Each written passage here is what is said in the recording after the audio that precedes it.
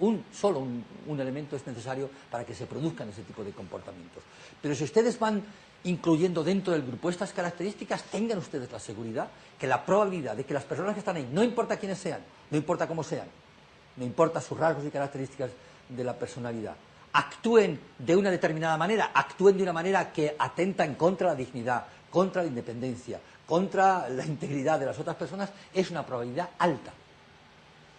Por tanto, la convivencia y la violencia es una cuestión de clima, no tanto una cuestión de personas. Lo que ocurre es que hay personas que se encuentran muy cómodas en un clima y menos cómodas en otro clima, evidentemente, sin duda ninguna. Eduardo.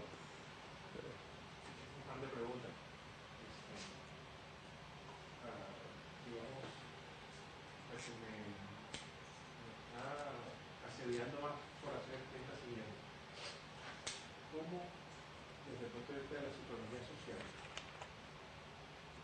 ustedes ven una componente que no la veo muy expresa en el discurso que has dicho, es la componente biológica, en el sentido de que también hay una explicación biopsicosocial del comportamiento de grupo?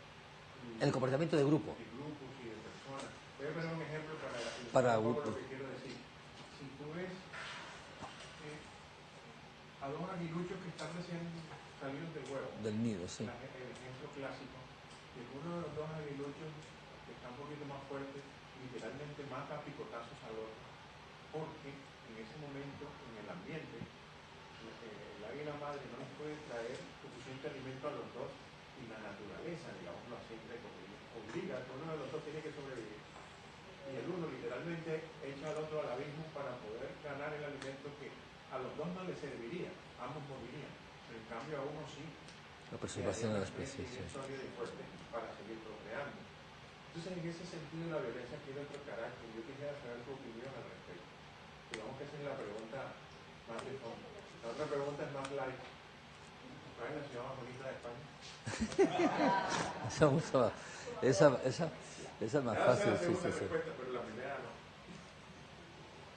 Y es bien complicada la primera, la verdad es que es una pregunta complicada. Pues para Mario Cuenca. Sí. Pero detrás Santiago de Compostela, Salamanca, son ciudades dignas de Barcelona, Madrid y tal. La primera es una pregunta muy complicada y creo que respecto a ella no podemos sino tener acercamientos desde mi punto muy dubitativos. Evidentemente, lo social se contrapone a lo biológico, lo social se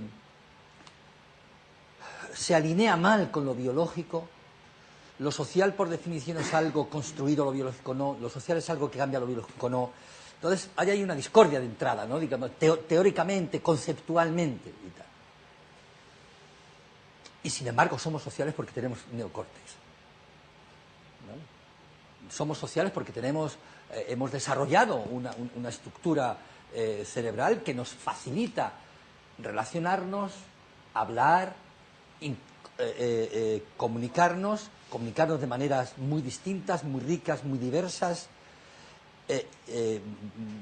Tenemos naturaleza, no solamente pertenecemos a una sociedad, sino que tenemos naturaleza. Y eso es absolutamente incuestionable. Hemos dicho antes, tenemos naturaleza porque, y tenemos naturaleza en el sentido más, digamos, evolucionado del término, filogenéticamente más evolucionado, porque en un determinado momento parece que se hizo necesario la organización social y eso fue lo que desencadenó el crecimiento del cerebro. Si hubiera sido al contrario, tampoco pasa nada. No pasa nada. Cuando hablamos de la agresión, esa es una primera reflexión, cuando hablamos de la agresión, efectivamente, desde las hipótesis de Konrad Lorenz de los años 70, sobre la agresión y el pretendido mal, se ha venido manteniendo la hipótesis de que la agresión es un elemento incuestionable en el desarrollo filogenético del sujeto, que la agresión es una de las variables más definitorias, más definitivas en la supervivencia del sujeto. La agresión intraespecífica es lo que ha hecho que realmente sobreviva nuestra especie y sobreviva ese aguilucho que si no nos hubiéramos muerto los dos. Las hipótesis de la agresión de Konrad Lorenz están elaboradas no de acuerdo, no tomando como punto de referencia el comportamiento humano, sino el comportamiento animal. Los famosos patos, la pata martina. Y entonces, Konrad Lorenz elabora una hipótesis en torno a la agresión como el pretendido mal, y él entiende que efectivamente no es un mal, sino que es un bien, es decir, eso es lo que nos ha salvado de alguna manera como especie, pero no ofrece datos desde el punto de vista del comportamiento humano. Los datos son con animales, además con patos exclusivamente. Y claro, hay ahí una primera distancia desde el punto de vista, digamos, de aplicación y de la generalidad de los resultados del comportamiento animal al comportamiento humano, que es el ejemplo que tú has puesto, efectivamente, es exactamente igual. Y los etólogos no... este es el etólogo Robert Hine, más duro con las hipótesis de Konrad Lorenz. Robert Hine, un etólogo inglés, eminente etólogo inglés, todavía vive, es un señor ya mayor. Y lo que Robert Hine hace es desmontar una a una todas las hipótesis de Konrad Lorenz en torno a la supuesta fundamentación biológica de la agresión o de la violencia.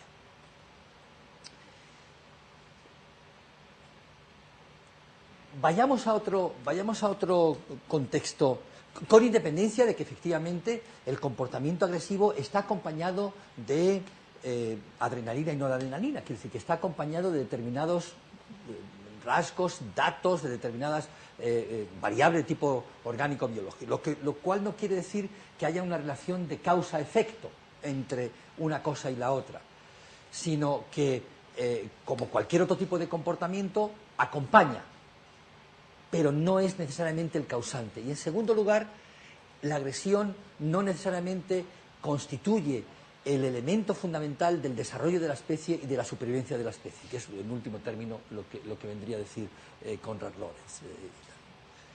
Hay otro ejemplo muy interesante que proviene de la conducta altruista, la idea de que la idea del gen egoísta, fue la hipótesis de Richard Dawkins de los años también 60 o 70, manteniendo la hipótesis de que el altruismo no existe, de que las personas tienen una conducta altruista especialmente significativa, especialmente nítida y especialmente clara, fundamentalmente con aquellas personas cercanas a ellas. Uno defiende la vida de sus hijos, uno defiende la vida de su esposa, uno defiende la vida de los amigos y tal. ¿Y por qué? Fundamentalmente porque lo que se preserva es la capacidad genética, lo que se preserva es los genes. Por tanto, el altruismo es un egoísmo, digamos, escondido. De tal suerte que cuando aquella señora recientemente, Esmin Green, ¿se acuerdan ustedes de Esmin Green? Fue aquella mujer de raza negra que murió en un hospital de Nueva York en el mes de abril. Y no sé si aquí la pusieron la agonía en las cámaras. Una señora que fue al hospital para ser atendida, pasó allí horas y horas y murió en el hospital, en la sala de espera del hospital. Muere y las personas que están allí no se mueven, no hacen absolutamente nada, ni durante la agonía, el guardián o el señor que está al cuidado de la sala de espera se asoma un par de veces por allí y no hace absolutamente nada. Y la hipótesis es que realmente la conducta altruista es una conducta que se lleva a cabo de manera preferente respecto a las personas cercanas a nuestro código genético, respecto a las personas que de alguna manera comparten con nosotros la misma carga genética. De tal suerte que si hubiera habido una persona de su familia ahí, no hubiera ocurrido lo que ocurrió. Y que de alguna manera, desde ese punto de vista, se confirmaría la idea de que el altruismo tiene una parte muy importante de defensa de la propia especie y sobre todo defensa de la carga genética que cada uno de nosotros tenemos. Esas hipótesis se mantienen de manera constante a lo largo de la historia de la psicología y de muchas de las manifestaciones del comportamiento.